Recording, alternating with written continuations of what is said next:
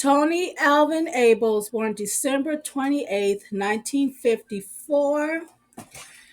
There's not much known about this man's childhood, so we're just going to skip right into the juicy parts. So, trigger warning. Tony, at the age of 16, in 1970, was involved in a robbery in St. Petersburg, Florida, during which a man was killed. Ables was subsequently arrested, and in March 1971, he pled guilty to first-degree murder, receiving a life sentence. After serving 12 years in state prison, Ables was he was released on parole in 1983 and found employment as a construction worker.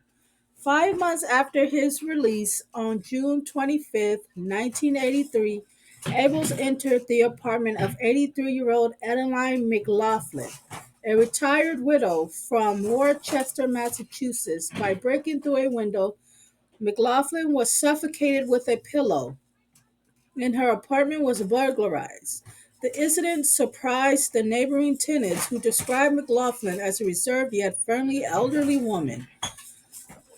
On February 14th, 1987, Deborah Kusher, a 31-year-old woman from Monterey, California, was sexually assaulted and murdered. Deborah was last seen the previous day making a phone call from a payphone in front of an apartment building. A bystander came across her body along a path close to Rosa Park Bridge. Dressed only in a blouse and jacket, bruises were observed on her legs, with a pair of blue jeans found beside her body. Although Ables was in a romantic relationship with Deborah at the time, he was not arrested as a suspect in her murder. God, monkey. June 4th, 1980, Tony was involved in a physical altercation with his girlfriend and roommate, 48-year-old Marlene Burns, which resulted in her death. During the incident, Burns was pushed down the stairs and subsequently beaten and kicked. Witnesses saw Tony leaving the apartment and wiping blood off his hands. They had already called the police and reported a domestic dispute when they saw him. When police arrived, they arrested Tony on the spot and later charged him with first-degree murder, holding him without bail at the Pinellas County Jail. Why didn't they just arrest him? Don't they make the boyfriend or the husband the suspect when the girlfriend or the wife dies? I don't know why they didn't do it in this case. In early June 1990, Tony was convicted of the murder of Marlene Burns and initially sentenced to death by electrocution. However, 2 years later, his sentence was commuted to life imprisonment by Justice Bob Barker.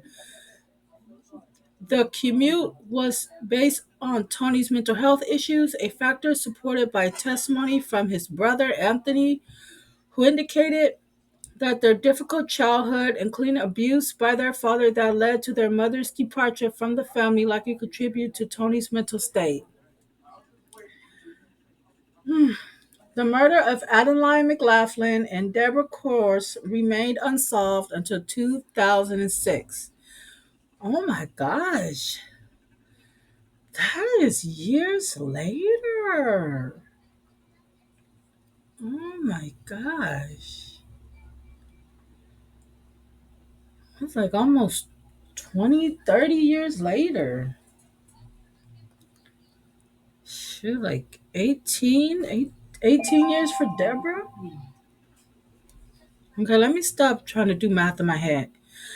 When homicide detectives submitted Tony's DNA to the Florida Department of Law Enforcement, the DNA matched evidence found on both of their bodies. Although Tony was not charged with Deborah's murder, officials considered the case closed.